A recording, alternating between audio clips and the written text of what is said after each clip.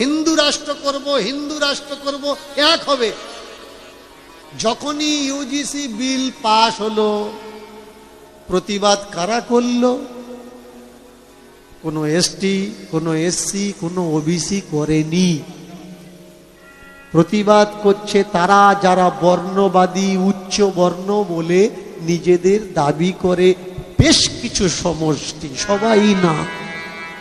তারা বলতে চাচ্ছে খুলেআম, সোশ্যাল মিডিয়াতে এসে বলছে গাধা আর ঘোড়া কি এক হবে? এসটি, এসসি, ওবিসি এরা কারা গাধা? আমি বলছি না, যারা প্রতিবাদ করলো এই লয়ে তারা বলছে। তারা কি বলছে? নির্যাতন আমরা কি বরাবর হব? বুঝে দেখুন চক্রান্তটা। যারা আইন পাশ করালো হয়তোবা তারাই আবার সুপ্রিম কোর্ট থেকে স্টে অর্ডার লাগিয়ে দিল। বেরোনো থেকে স্টে অর্ডার পর্যন্ত কতদিন সময় লাগলো একটু হিসাব করবে।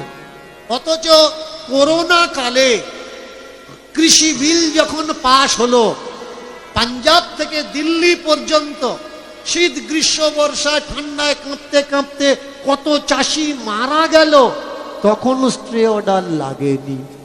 এটা আগে আপনার বোঝা লাগবে। যদি বুঝেছেন আপনার দিমাগ খুলে যাবে। এই রাষ্ট্র কাদের রাষ্ট্র, এই দেশ কাদের দেশ, এই দেশ চালাচ্ছে কারা, আর চালানোর অধিকার তাদের দিচ্ছে কারা। আপনি যদি সবল না হন, আপনি যদি স্ট্রং না হন, আপনি যদি বলতে না শেখেন, তাহলে আপনার পাড়ায় একটা হরিনাম হচ্ছিল, দুটো হরিনাম হবে।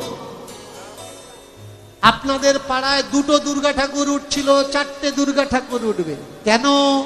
কারণ এখনো আমাদের বোঝার সীমাটা এক হয়নি, এত ভিন্ন হয়ে গেছে। তাই আমাদের ভিতরে ভিন্নতা ভাব। আজকের যারা হিন্দু হিন্দু করে লাপাচ্ছে, হিন্দু রাষ্ট্র হবে বলে লাপাচ্ছে, ভালো করে কাগজ কলমে লিখে রাখুন, এই ভারতবর্ষ কখনো হিন্দু রাষ্ট্র হবে না।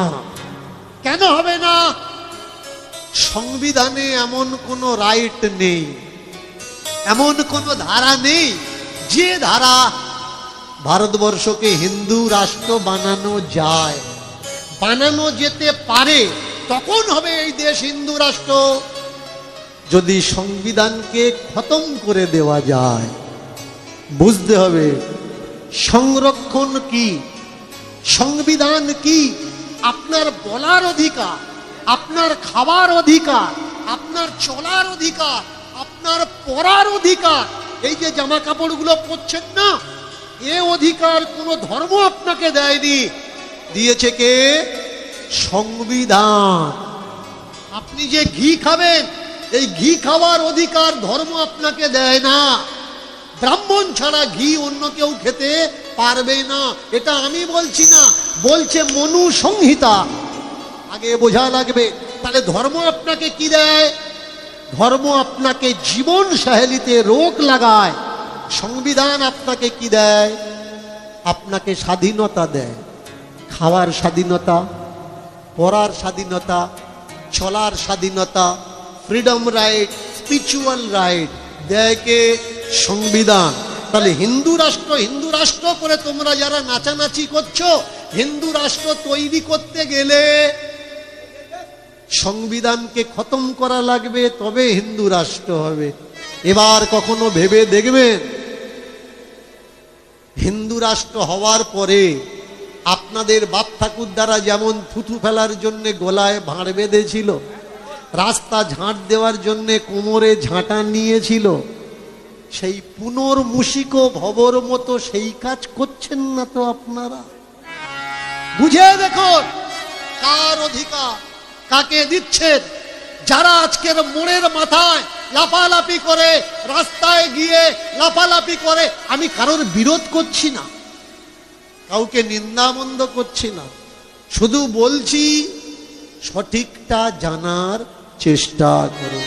তাকিয়ে দেখুন রামায়ণ।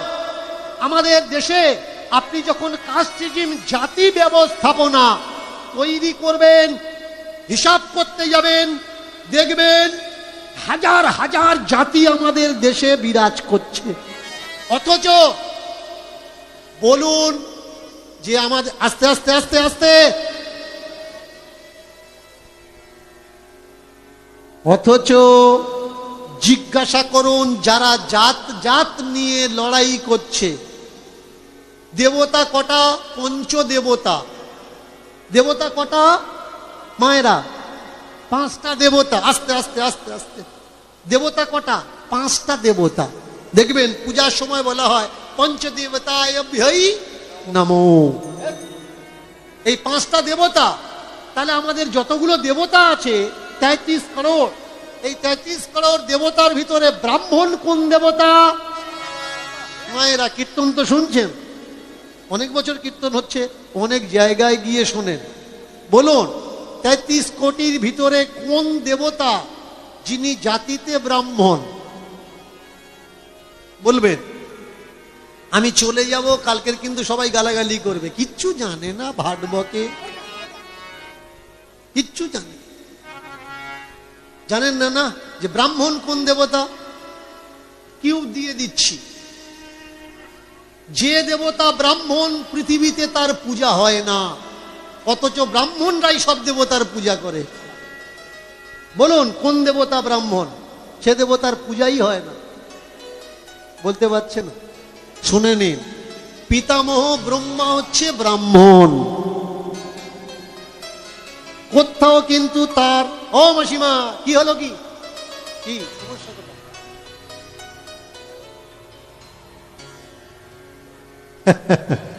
পিতামহ ব্রহ্মা হচ্ছে ব্রাহ্মণ, আর বাকি সব মধ্যম মিডিয়াম লো ক্যাটাগরির দেবতা, নিচু জাতের দেবতা। এবার বলুন, যে ভগবান বিষ্ণু, বিষ্ণুর অংশে যতগুলো 24টা অবতার এসছে, এই 24টা অবতার কার অংশে এসছে? বিষ্ণুর অংশে এসছে। 24 অবতার কার অংশে? বিষ্ণুর অংশে এসছে। এবার বলুন বিষ্ণুর জাত কি? জানেন না? না, বিষ্ণু কিন্তু ব্রাহ্মণ নয়। খুঁজুন এগুলো, লাফালাফি পরে করবেন কে কোন জাত, আর রাষ্ট্র হিন্দু হবে নাকি স্বতন্ত্র গণতন্ত্র রাষ্ট্র থাকবে, এটা পরে ভাববেন। আগে ভাববেন যাদের পায়ে ফুলছেন তাদের যাত্রা কি।